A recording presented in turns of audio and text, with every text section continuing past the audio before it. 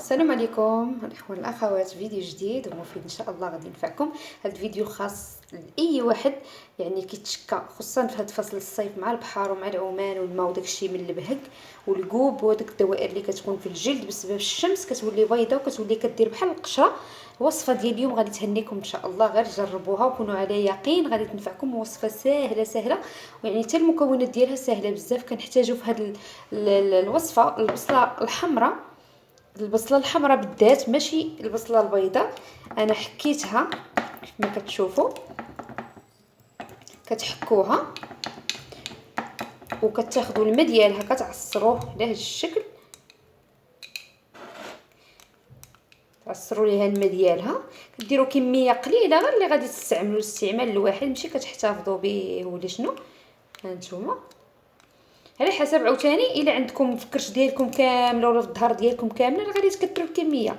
انا المهم غندير معكم غير شويه، غير باش تشوفوا. الا كان في الوجه ولا في اي بلاصه في الجسم غادي تستعملوا هذه الوصفه، راه غادي تهناو ان شاء الله، ما غتبقى حتى حاجه.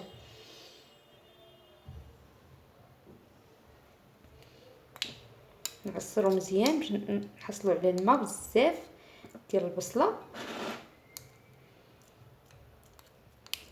تقدروا ديروها بشي صفايه ولا شي حاجه باش تعصروها مزيان، تاخذوا الماء ديالها مزيان، ولا ديروا كميه اكثر من هكا باش تحصلوا على الماء، هي اصلا فيها الماء كثير.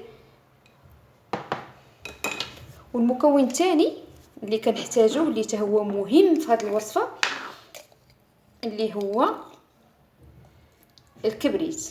لا بد من الكبريت في هذه الوصفه. نخلطوا هاد المكونات بجوج بهم، غير البصله الحمراء والكبريت، يكون عندنا شويه الخليط ما يكونش جاري وما يكونش عاقد في نفس الوقت، غير باش يتدهن. كما شفتوا انا غنزيد شويه ديال الكبريت باش الخليط يتقل ليا شويه، والقوام ديالو عادي باش ما يبقاش لكم سيح. ضروري سميتو الكبريت والبصله الحمراء ماشي البيضاء، كنخلطوهم بحال هكا. وقبل ما تستعملوهم المنطقه اللي عندكم فيها البهق ولا الكوب ولا داك الحزاز غادي تغسلوه بصابونه ديال الكبريت. ضروري تاخذوها من الفرماسيان، وهذيك هي اللي تبقاو تغسلوا بها دائما الا كان في الوجه ديالكم ولا في الجسم ديالكم، تعوموا بها. ومني تعوموا بها وتنشفوا مزيان بالماء غدهنوا بهذا الخليط وتخليه واحد 10 ديال الدقائق حتى 15 دقيقه صافي، وتعاودوا تغسلوه عاوتاني بديك الصابونه ديال الكبريت.